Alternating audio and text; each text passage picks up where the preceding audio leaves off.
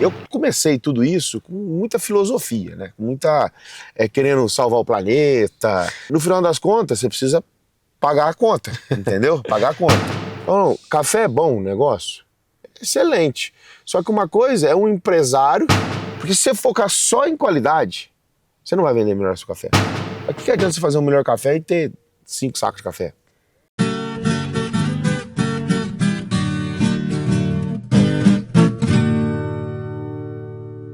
Olá, amigo cafeicultor. Hoje nós estamos aqui em Andradas, sul de Minas Gerais, com o Paulo Giordani.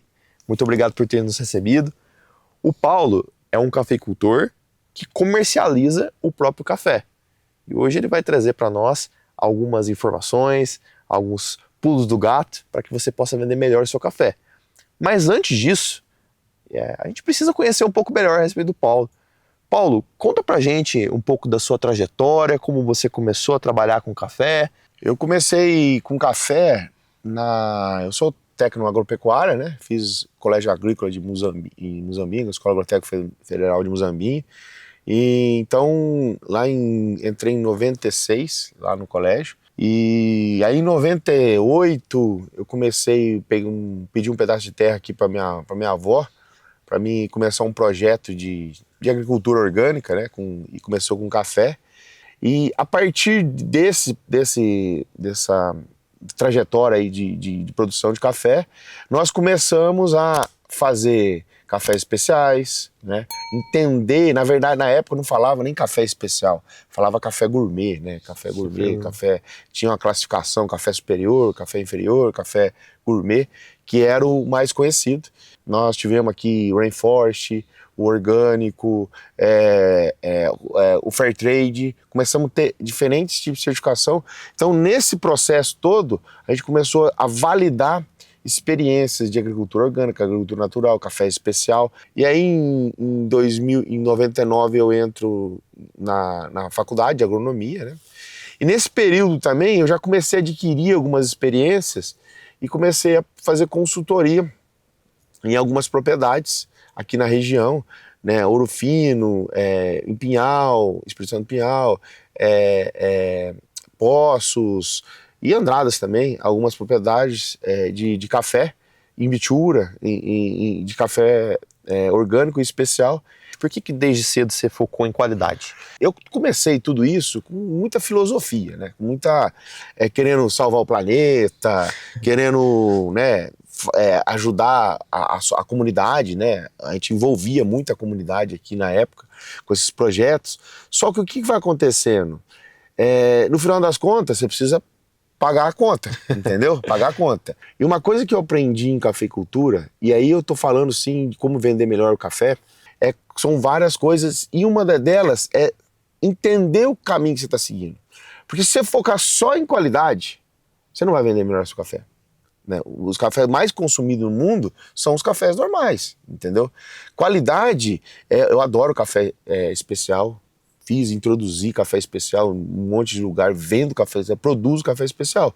Só que o produtor precisa entender que se ele não tiver produtividade, não adianta ele fazer um café especial. Ele tem que ter mais sustentabilidade, e aí sim, quando ele produzir bem, ou seja, para produzir bem ele tem que adubar, certo? Ele tem que fazer o controle de praga e doença, ele tem que controlar o mato, né, no meio debaixo do pé de café, ele tem que fazer um pós-colheita bem cuidado. Então ele precisa da produtividade. Ele precisa de fazer o básico. E às vezes as pessoas confundem isso. Então, eu quero fazer o melhor café. Para que adianta você fazer o melhor café e ter 5 sacos de café? A gente está aqui nessa lavoura, né? Que variedade de café que é essa? Isso aqui é um Mundo Novo Acaiá, uma variedade aqui bastante produtiva. Essa área foi produzida como orgânico até o ano passado, né? E a gente está deixando de produzir orgânico. Na verdade, quem está cuidando agora dessa parte aqui da fazenda é meu irmão. Aí começou a conduzir como café convencional, até porque o orgânico está ficando bem difícil no Brasil, porque o principal problema do orgânico é o mato, né? É o mato embaixo do pé de café, não tem mais mão de obra para fazer. Então, aí meu irmão decidiu no convencional, mas ela foi orgânica, produziu muito café essa área. E essas variedades aqui, elas foram pensadas em cima do que eu estava falando, de a gente trazer produtividade, qualidade, né? eficiência, né? Aqui a gente usa, nessa área, usa colhedeira de café, então tem que estar preparado para a colhedeira, também é uma diminuição de custo. Quando a gente fala em sustentabilidade e dentro da fazenda, o produtor precisa entender, ele é um agricultor familiar, ele é um médio, ele é um cara que tem outra fonte de renda e tem uma propriedade rural. Isso faz toda a diferença, né? É quando as pessoas me perguntam assim, Paulo, café é bom negócio? Excelente. Só que uma coisa é um empresário que tem uma propriedade. A propriedade dele não pode ser uma propriedade de 5 hectares, de 10 hectares. Mas para um produtor, 5 hectares é um mundo de café. Um produtor familiar. É um mundo de café. Por quê? Porque esse cara médio, que é empresário, que tem sei lá, um comércio na cidade, uma loja de roupa na cidade, ele não vai poder trabalhar lá. Então ele vai ter que contratar gente. Então a propriedade dele tem que ser de 20 hectares, 30 hectares, 50, sei lá. Maior por quê? O mesmo trator que custa 200 mil, você dividir, ele toca 1 hectare e toca 100 hectares. Como que você faz o manejo da sua lavoura? Eu valorizo muito a prática, né? O produtor, como que ele deve conduzir? Acompanhando, andando ali, né? Uma coisa é você chegar aqui e saber que se está na hora de eu roçar o mato, está na hora de eu pulverizar. Então, melhor que o manejo que você usa é a hora certa de fazer qualquer coisa, entendeu? Então o que a gente fica o tempo aqui? Tentando acertar o momento certo de roçar, o momento certo de pulverizar, fazer controle de praga e doença, de adubação, enfim. Esse é a dica que eu dou pro produtor, e isso faz toda a diferença, porque você pode ver que os cafés estão muito produtivos, né, e com uma sanidade muito boa, né? E Paulo, em que momento da tua vivência na cafeicultura você começou a se interessar, e por que você se interessou por comercialização de café? Como a gente começou fazendo um café diferente, né? Café especial, café orgânico, esses diferentes tipos de café, eu tinha que vender. Então eu tive que estudar um pouco o mercado. Acabei visitando algumas feiras fora do Brasil, fui atrás de torrefações de café. Até me frustrei, né? Eu lembro que eu fui numa feira na Alemanha. Eu cheguei lá, mostrei o café orgânico nosso, e aí os compradores falaram assim, não, eu quero 3 containers. E eu ia para eles e falei, nossa, tem 20 sacos só de café, né? Então aí, a partir desse momento que eu tive que correr no mercado. Então quando o comprador fala assim, eu falo pro produtor, eu preciso comprar, e o produtor precisa vender, venda naquele momento, entendeu? Então essa é uma dica que eu dou, porque assim, você pode vender café. Café é uma coisa fantástica, se você quiser vender agora, daqui a pouco, você pode vender a hora que você quiser. Só que o café, ele vive, para você conseguir bons preços, de oportunidades, entendeu? A melhor oportunidade do teu comprador não é sempre que acontece, mas é o momento de vender melhor o café. É lógico, eu quero acompanhar o mercado do jeito que ele é, beleza, você pode vender agora, depois, a hora que você quiser. Só que você vai entrar no mercado. E o mercado tem os preços do mercado. Tô falando que é ruim. Teve 2 anos aí, ótimo, 3 anos, né? Quase. 2 anos aí só subindo café. Foi fantástico para todo mundo. Não é sempre assim. Então, café é oportunidade. Então, venda na oportunidade do seu melhor comprador. Essa é uma dica preciosa. Se o produtor entender isso, ele sempre vai vender bem o café. Me dá um exemplo prático, que eu vou te trazer um pouco da minha vivência. Sim. Os meus pais, todo dia, ligam a TV no canal rural e vê o preço do café. Para eles, a oportunidade é só o preço. O que seria essa oportunidade de venda? O comprador quer comprar? Como que o produtor pode identificar isso? Primeiro, o que a gente tem que trazer? Ter mais opções de comprador. Então, assim, o produtor... É que às vezes o produtor não tem tanto tempo de fazer isso, né? Mas ele tinha que pegar em mais lugares. Não só aqui, em outros compradores, né? Que ele tenha referência e tudo mais.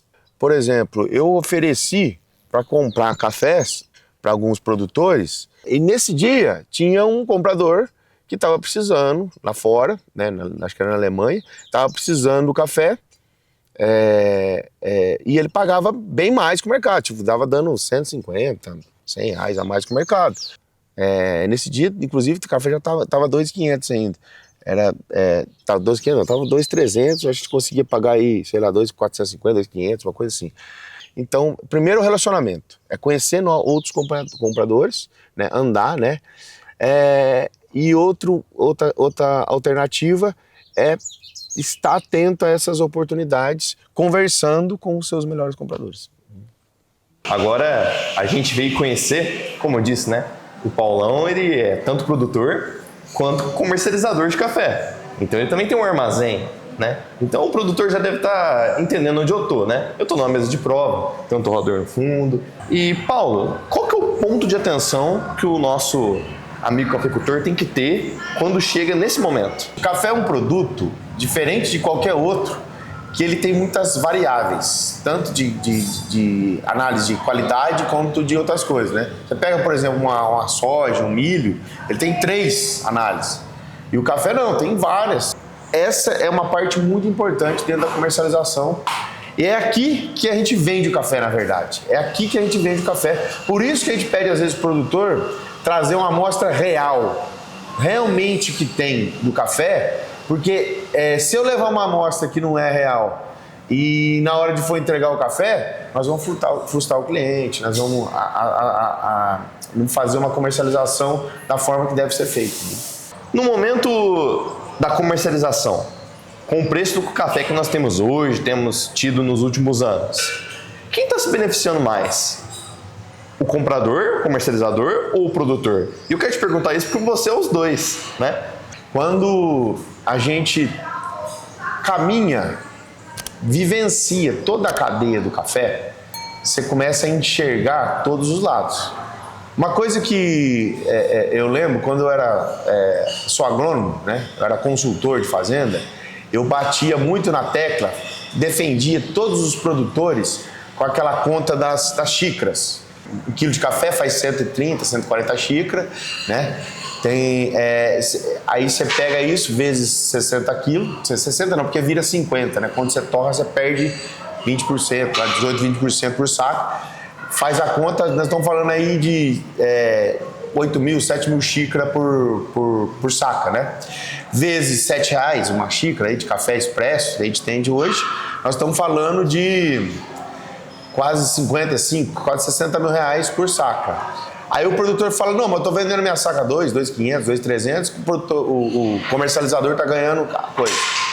Aí a gente faz alguns custos. Essa cafeteria aqui recebe hoje 3 mil, 4 mil pessoas por mês, mas ela tem 20 anos. Foi um sucesso a vida inteira? Não, ela foi uma construção, investimento. Tem 13 colaboradores aqui que trabalham aqui. Tem uma máquina de expresso ali que o aluguel é 3 mil reais, 2 mil reais por mês. Nem sei quanto está o aluguel dessa máquina. Aí você pega energia elétrica, imposto para torrar o café, imposto para comercializar o café, para trazer para o produtor. Hoje o fundo rural que nós temos, que nós pagamos, ele aumentou. O fundo rural, acabou de aumentar o fundo rural. Antes não tinha fundo rural de empresa para empresa, aumentou. O frete para buscar o café. Então, ou seja, todos esses custos, aquilo que eu falo, é um desafio. Eu desafio o produtor e é o que eu quero, que mais produtores entrem nesse jogo, esse jogo comercial de torrar o café, de comercializar o café, porque aí você vai entender o que nós estamos falando, né? Paulo, os meus pais são cafeicultores. A gente vai no supermercado, vê o café na gôndola, vai numa cafeteria, vê às vezes uma cápsula, e a gente não tinha ideia de toda a cadeia produtiva até chegar naquele ponto, de todo mundo que é envolvido. E todo mundo tem uma coisa em comum, todo mundo depende do café. Então, assim, não dá para fazer nada sozinho, né? Todo mundo que você fala de café, eles imaginam um pacote e uma xícara, quem não é do setor, né? Mas a parte agronômica não tem nada a ver com o produtor, que não tem nada a ver com armazéns gerais, que não tem nada a ver com torrefação, que não tem nada a ver com café torrado, que não tem nada a ver com comércio de café torrado, que não tem nada a ver com cafeteria. Então, o mercado de café, com trader, o mercado de café, você só explica do plantio até a xícara para o consumidor final entender. Mas se você for abrir uma empresa, se você for abrir uma fazenda, ela tem toda uma complexidade da fazenda. Se abrir uma cafeteria, é uma complexidade comercial. O comercial do torrado é diferente do café cru. Não, você pode vender bastante, abrir mercado. O café cru não, você vende e compra a hora que você quiser. Você tem que preocupar mais com o fluxo de caixa teu do que a coisa. Então, as particularidades da cadeia e a complexidade, elas não se comunicam quando você fala em café. É o produto café, mas por isso que quando a gente deu esse exemplo do saco de café vender em xícara, ele não comunica, essa conta não fecha. Porque quando você faz isso, você linka a cadeia inteira. E o produtor, o custo dele de produção, aqui, ele não vai para a xícara lá, porque é outro. Porque senão ele tem que pegar o funcionário que vende da cafeteria e jogar no preço da custo da fazenda. Aí ele inviabiliza a fazenda. Entendeu? Então, essa verticalização da trajetória, ela não se comunica quando você fala na cadeia inteira do café. E nós somos referência nessas condições. Por quê? Porque nós tivemos e temos empresa, e como produtor, nós temos como armazém, como cafeteria, como torrefador, né, como exportador. Então, a gente está na cadeia inteira. Então, a gente consegue entender, visualizar as dores. Eu sei a dor do produtor. Eu sei o que o produtor precisa, eu sou produtor. Eu sei o que o agrônomo precisa, eu sou agrônomo. Eu sei o que o trader precisa, porque a gente tem uma trader, a gente tem uma cafeteria, né? Agora nós montamos um marketplace, né? Montamos uma fintech também, um banco do café. Então a gente está estruturando tudo, por quê? Porque as dores, a gente tem que focar e resolver as dores que o produtor e toda a cadeia precisa. Paulo, muito obrigado por ter recebido no Pé do Café aqui. Quando você nos recebe, não recebe só a gente, né? Eu e o pessoal da equipe, mas também todos os cafeicultores que nos acompanham em todas as nossas redes sociais. E, Paulo, assim, eu acho que o que fica claro para nós aqui e também para o cafeicultor é que nós não podemos, às vezes, tomar as decisões em relação ao café, principalmente em relação à comercialização, com aqueles preconceitos do passado, aquelas frases prontas. O canal do Pé do Café, ele está aqui para trazer informação. E hoje, eu espero que tenha chego até os nossos inscritos e os nossos espectadores a necessidade de conhecer um pouco mais a respeito da cadeia produtiva do café, entender um pouco mais e estudar a respeito de como funciona o café em todos os seus campos, até a xícara, né? E assim, para você que quer conhecer um pouco mais a respeito do Paulo, um pouco mais a respeito da história dele, da maneira dele de pensar, o Paulo também tem livros, né, Paulo? Tem O Jogo Não Acabou e também livros que ele tem em parceria. Então eu agradeço essa oportunidade de estar aqui com vocês, né? E estamos sempre à disposição aí nas redes sociais, nos contatos nossos, para poder falar com o produtor e com o comercializador, com qualquer parceiro, porque a intenção sempre é gerar valor para a cadeia e fazer com que a cadeia cresça nesse negócio fantástico que é o café que a gente trabalha. Qual rede social o cafeicultor pode procurar? Eu tenho meu Instagram, né, que é paulo.giordani, com 2 N no final, né, e tem as redes da Offers Coffee, tem a Reduto Cafeteria, né, a Red Agro, né, então todos esses Instagrams que a gente pode encontrar nós lá, conteúdo, informação, né, e se precisar de alguma coisa, nós estamos à disposição. Paulo, muito obrigado novamente. E, amigo cafeicultor, eu quero saber a sua opinião a respeito desse vídeo. O que você mais gostou? O que foi diferente? Mudou alguma ideia? Você continuou pensando da mesma maneira? Comenta aqui embaixo, deixa a curtida e manda esse vídeo para aquele seu amigo que precisa ouvir alguma coisa que foi falada aqui nesse vídeo pelo Paulo, por nós. Muito obrigado e até no próximo No Pé do Café.